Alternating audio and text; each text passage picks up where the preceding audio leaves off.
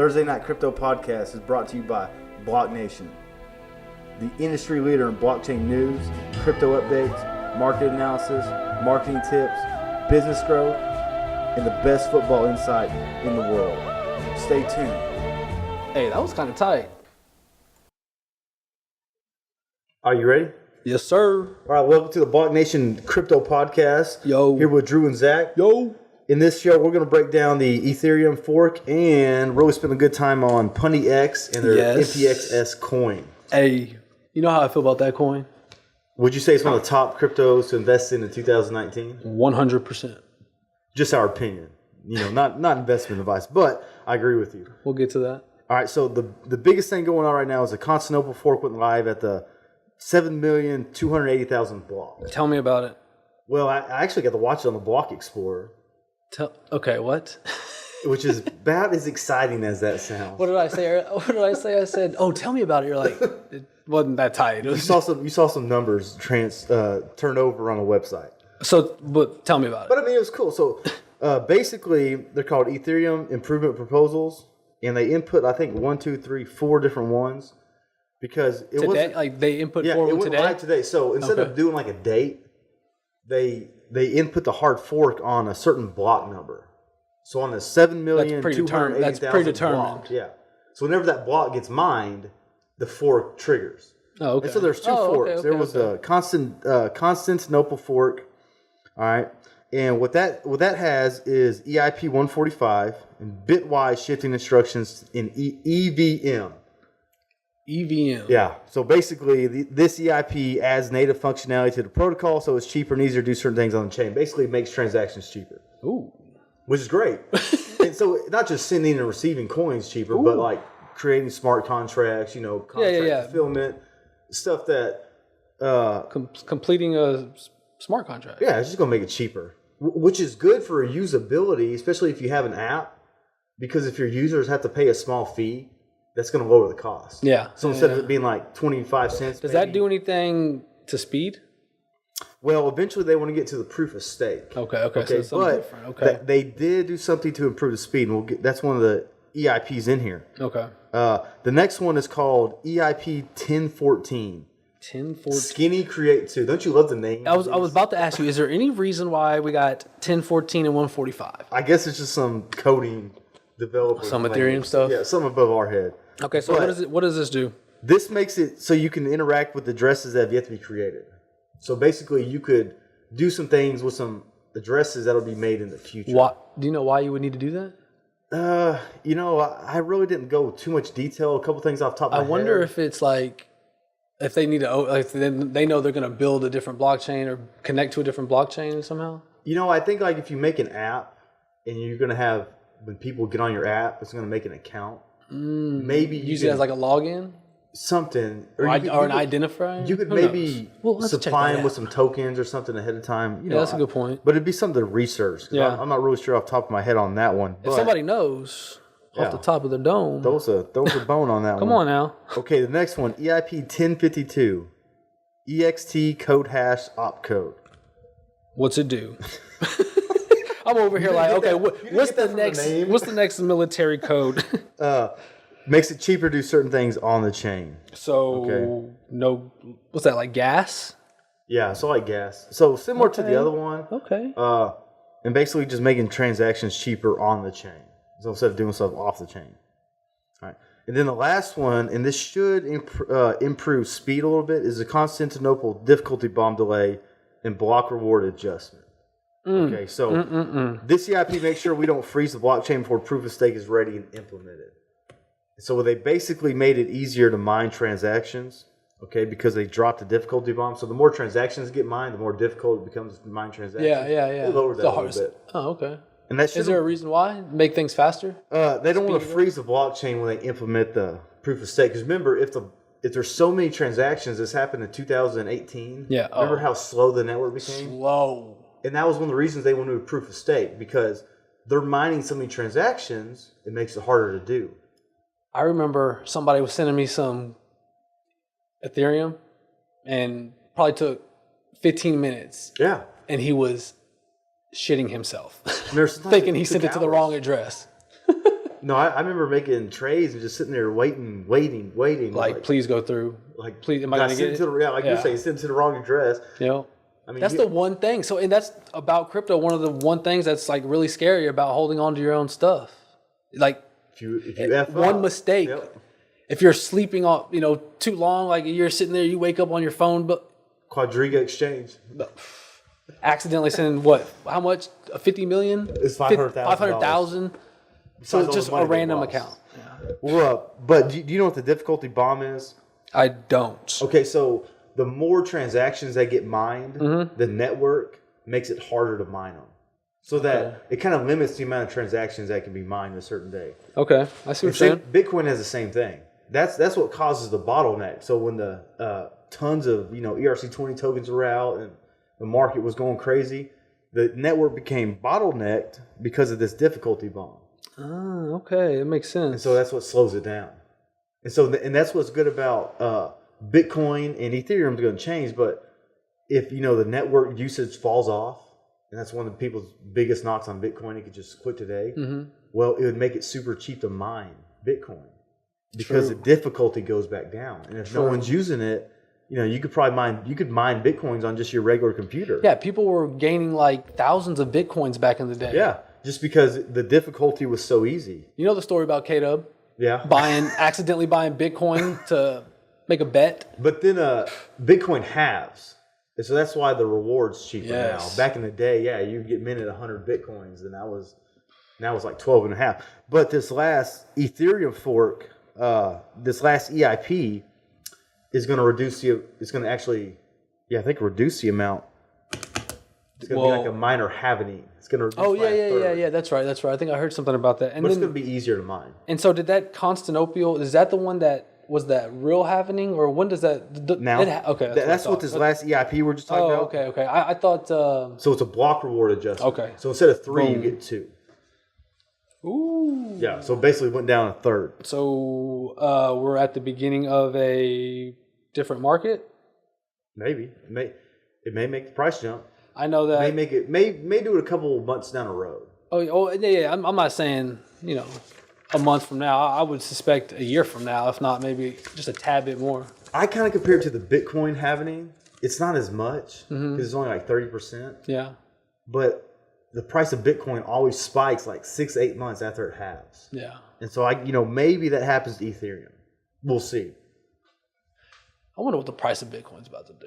I mean, I know what it's about to do, but I mean, like, what it will be in like 10 years. I just wonder. I don't.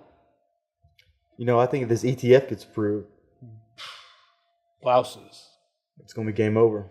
Well, it's going to take a while, but it'll eventually help me. Oh, yeah. All right, you want to jump into Pundi X? Yeah, let's talk about it. So, like we talked about at the beginning, probably one of my favorite coins, sleeper coins. I don't know, do you call it a sleeper coin? I don't think it's sleeper. I mean, it's been around for a while. It's top 50 market cap. Yeah, and it shot up pretty quick there.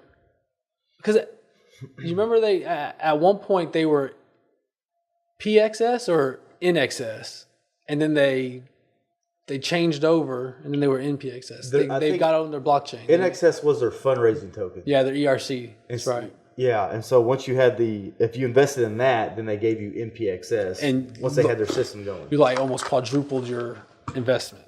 So for people listening, Pundi X is a payment system blockchain that allows anyone in the world the ability to use cryptos. So I go into the store, I grab a water, some chips, jerky. It's basically a point of sale system. Boom, right there. I can give them my card or my phone. Yeah, so one of the reasons we like this project so much is they have just so many different things out there. Okay, and like Zach's saying is they have what's called an XPOS card. And it's just a crypto debit card. And like you said, you can buy whatever you want at the gas station, and you can just swipe that card. And if the retail's accepting a crypto payment, NPXS, it could even be Bitcoin, Ethereum. Yeah. That card will mine it for you, or it'll process the transaction for you. Makes the payment, just like swiping your debit card at the store. Right now. Yeah. You know what else is cool about it? Check this out. So, if you ride the metro all the time, it could be implemented in the metro system so people can use to just, jump on, boop, jump back on, jump on, boop. So another usage for it real quick. And I think what they're wanting to do as well is the card will atomic swap your coins. So let's say you have Bitcoin. That's right. And you go to a store and all they accept is Ethereum. Well, your XPOS card will do the atomic swap for you. Boom, right then and there. So an atomic swap is going from one blockchain to another. All right, so going from Bitcoin to Ethereum. So your XPOS card does that for you. Yeah. That way opens up the adoption for crypto, you know. It doesn't matter what you have. Yeah. Dude, all right, so they're not only doing that, they not only have a card, but they also have a phone. You saw the X phone? Yep. The X phone. So it's literally a blockchain phone. It doesn't even need a carrier. It doesn't need any sort of phone service. It can run on the blockchain. Now, it can be a carrier. It can actually switch from Android carrier to blockchain. Dude, you could just make calls on the first ever call on the blockchain was done by this phone. And they're going to take Android apps. So if you're an Android user and you have the apps, you can use all those same apps on your phone. Supposedly that it meshes so well that the Android developers will have no problem jumping right in. I mean, it's amazing. And this is one of the reasons, this is one of the, we think it's top crypto in. Where they're really attacking it is they have what's called their XPOS system. Yep.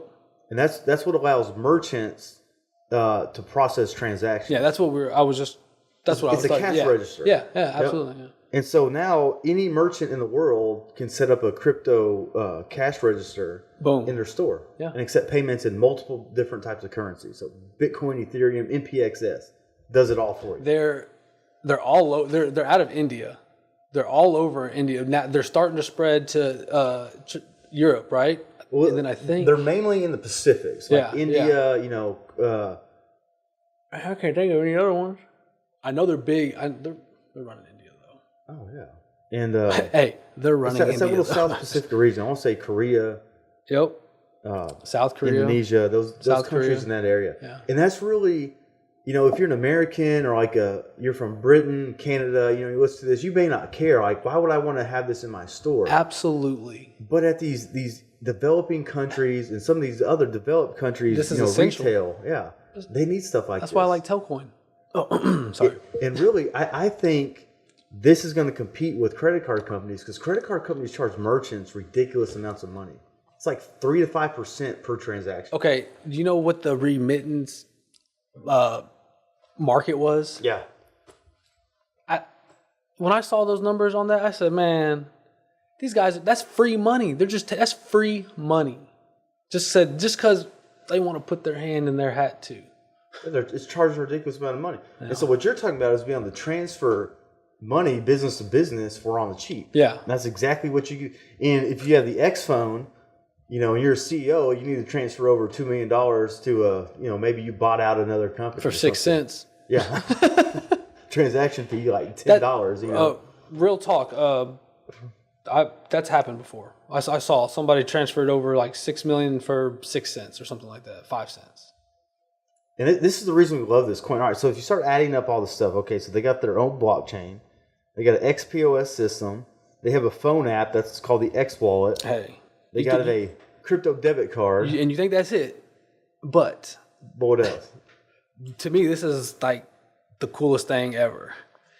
They have a dividend. Oh, yeah.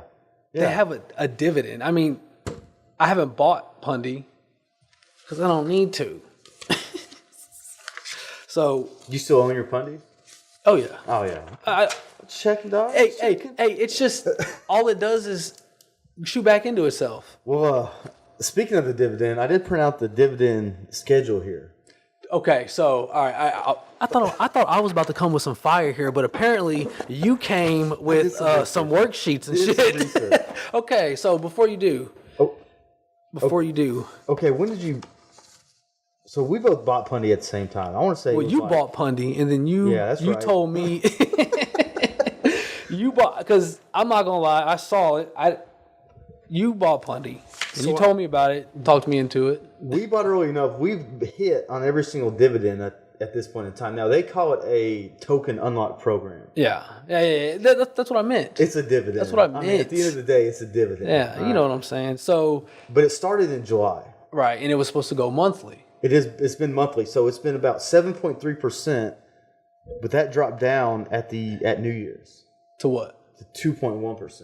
But Okay, but I think this is, if you're a dividend investor, the yield's gone down, but I think it's going to help its price. Because think about it, every month, 7% of the tokens have entered the market. Yeah.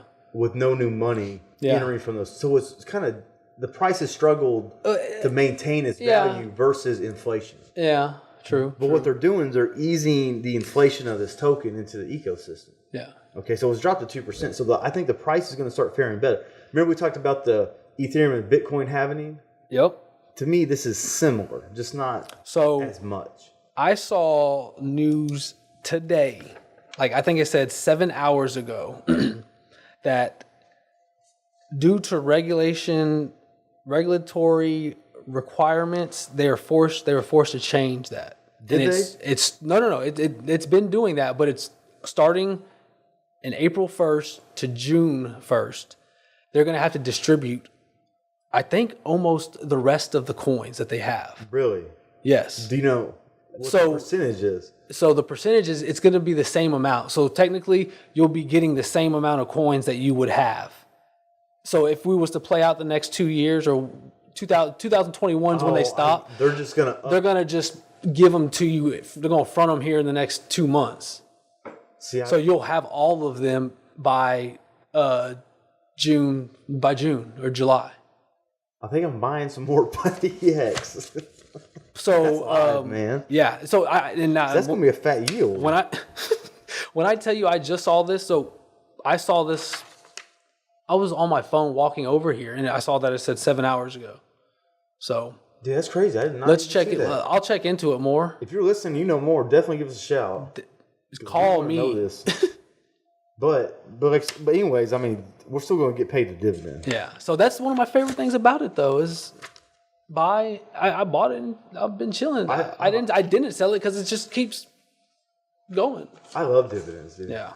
So in my retirement account, I've just been buying. There's this ETF, and what they do is they take corporate bonds that fall out of what they call like the AAA rating. Their bond rating kind of drops. Yeah, I know what you're talking about. Yeah, because they pay higher yields, and it pays a fat monthly dividend. And I'm just trying to buy as much of that as I can. Eventually, I want my dividend to be like $300-400 a month. Yeah, I mean it's going to take a while to get there, but that's what I like about dividends. Same thing here. Every month you're getting drop some tokens just for holding some. Yeah, that's a good point. Speaking of stocks, you see any marijuana stocks you like? Just the ones I own. Yeah. I don't know if there's any new ones. I haven't. Hey, Michael Robinson. That's a shout out. That dude right there. I haven't checked any of his stuff, but when was the last time you did? It's been a while. Dude, he might have some. I'm going to have to pay for it again because my account locked out, but that was worth it. To me, that was worth it. His Nova X report is, it's good. The Nova X report. I think every trade I made from reading that report made me money. I really think. Yeah. I don't know if I picked the losing trade. Now he doesn't always pick winners, and who can? Yeah, but that's for us. Oh, I'm sorry. That's for us. Yeah. We'll pick out of. But he gives you a fair amount to choose from. I was just about to say, if you give me a list of 30, I'm gonna dive in. And he didn't pay us to do a plug right here, but he made me some money, so I'm definitely gonna throw him some bones. Just a quick example. I mean, he broke down in what he called the Marijuana Millionaire packet. It was a 80-page packet that went over the different marijuana companies all over the United States and Canada. He went over all of them from top to bottom. Told you who ran them, what they did, how they made, if it was a good investment. Dude, easy. All you had to do was read. I remember there was one stock. It was called GBLX, and I bought it. And dude, no lie, 2 weeks after I bought it, it doubled. Shout out, Mike. Well, I sold it. Yeah. And it went way back. It just dropped right back down. So I got out just in time. I was like, man, that's a good buy. But it was just. He knows his shit. Lucky, yeah. He's a Silicon Valley guy first, and then believes in technology. Absolutely. And he did a bit on Ethereum back. Oh, Ethereum and Bitcoin. Did he do Bitcoin? Matter of fact, I didn't see his Bitcoin one. Well, it was more of a how to or what is, things like that. But he's actually building he's going that way towards crypto. I mean, he has a whole section of guys that now focus on that. Nova X Report or moneymappress.com. It was worth reading. It's worth it. Y'all check it out.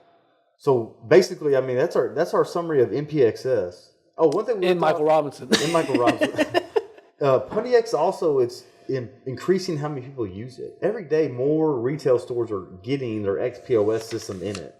The more people are using this token. I did see that somewhere in Europe just got shot, like, I think they said 3,500 POS systems. That's kind of a lot. Yeah, I saw that too. That's a They lot. shipped 3,500. Yeah. It's growing. That's what you care about. It's growing. And if the retail's doing it, people are going to be using it. Yeah. Hey, next show, Telcoin. Yeah. Yeah, just a little bit about it. I mean, they've been doing all right. I mean, for the bear market, we could get into it next week. I'm down for whatever. If you're listening, you want us to go over a coin or blockchain company. It don't matter. Anything. Yeah, it could be a DApp. Shoot us anything interesting you have. We'll definitely break it down and go over it. Throw it into our podcast. I'm interesting, and we got a couple people that reached out that want to jump on. Yeah. So we'll have a couple people come on talk. There's a couple coins. We got people who are involved in some coins that want to come on and talk a little bit. So in the future, definitely go to our YouTube channel, BlockNation, and subscribe. Chill. Check us out at crusader.com/BlockNation. Zac_Lowry. You got anything else for us? Twitter? No, I don't think so. I love y'all. All right. Later.